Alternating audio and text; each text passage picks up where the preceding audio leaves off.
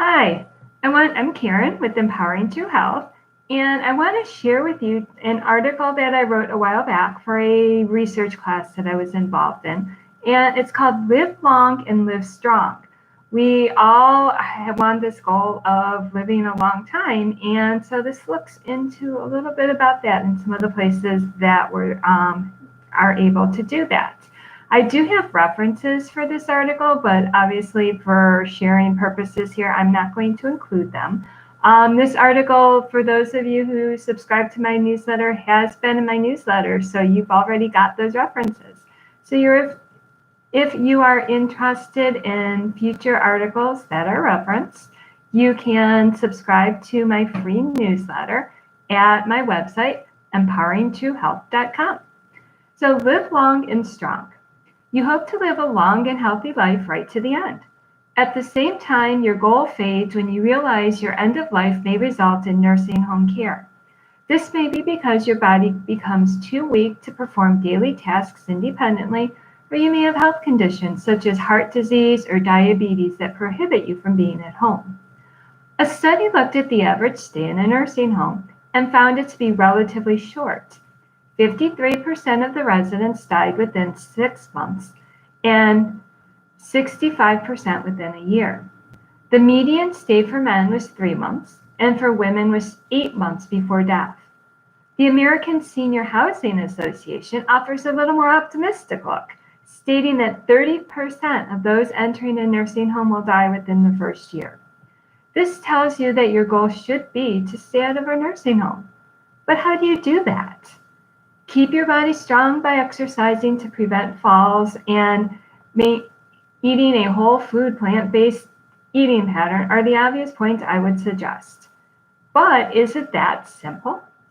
Let's find out by investigating the habits of the blue zones. These are geographical areas in the world that have allowed their populations to live independently until the average age of 100.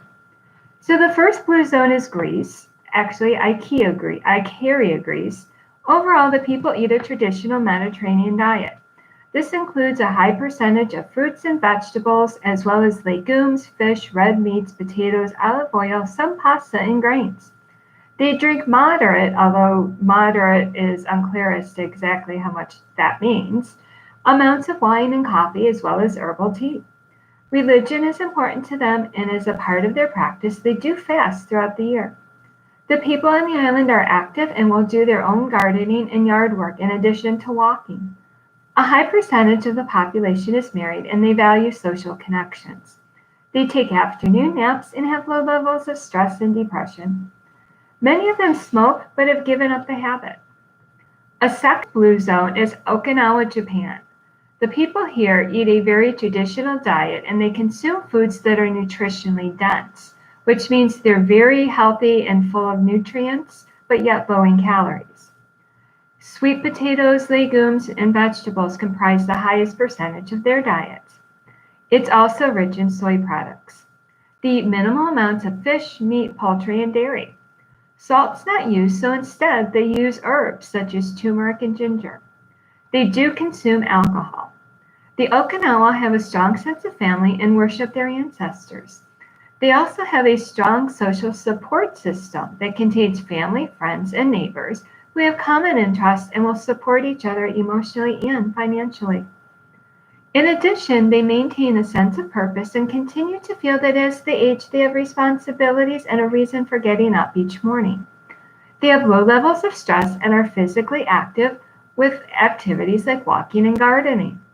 They have little furniture, so they must get up and down from the floor to eat their meals, which builds their strength and balance.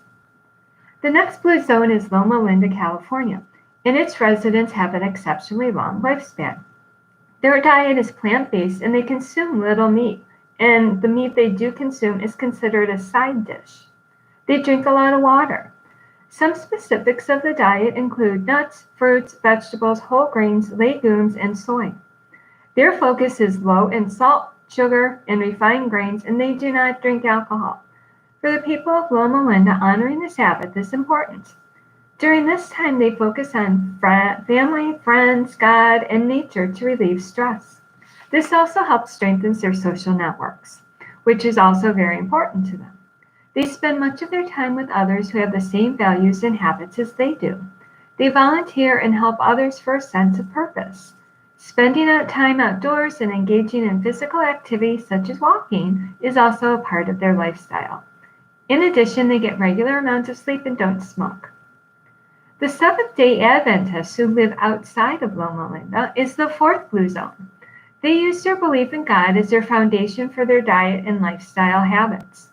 They eat foods that nourish their bodies that include fruits, vegetables, seeds, beans, whole grains, legumes, and nuts. They avoid meat, processed foods, fast food, white sugar, alcohol, coffee, tea, and soft drinks containing caffeine. Also, they make sure they drink enough water each day. When looking at the Seventh-day Adventist lifestyle choices, they do not smoke or do drugs because these are considered harmful to their bodies. They get regular exercise and sleep, spend time outdoors, and get fresh air and sunshine. Honoring the Sabbath is important to them. They prepare food ahead of time so they can spend the day resting, going to church, enjoying lunch, and spending time with family.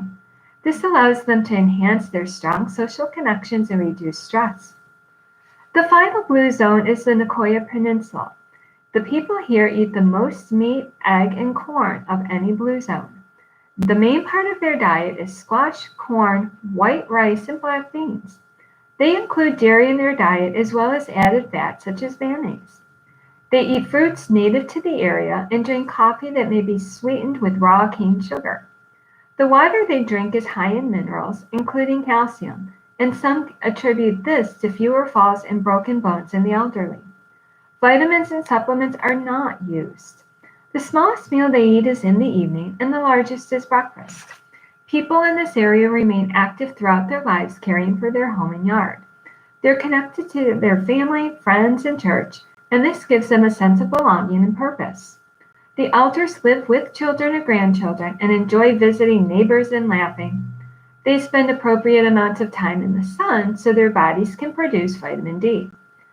The consumption of fruits geographical areas pesticides are used, and because they're not regulated freely, but their consumption of fruit seems to negate any side effects that the use of this may cause. So what does this all mean for us? After looking at each region, their diets vary, but none of them consume processed foods. Advocating for a whole food plant-based diet makes sense. Unless, however, you've been diagnosed with disease, there is some room to eat some organic grass-fed animal products, but I would recommend no dairy. Their lifestyle habits are similar. What stands out is that they are all physically active and connected to family and friends and have a strong sense of purpose.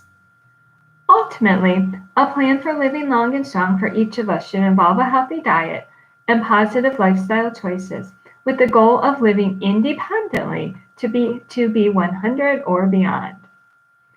So if you're interested in digging deeper into this, because this was just kind of an overview, I am offering a course that is called Live Well, Live Long.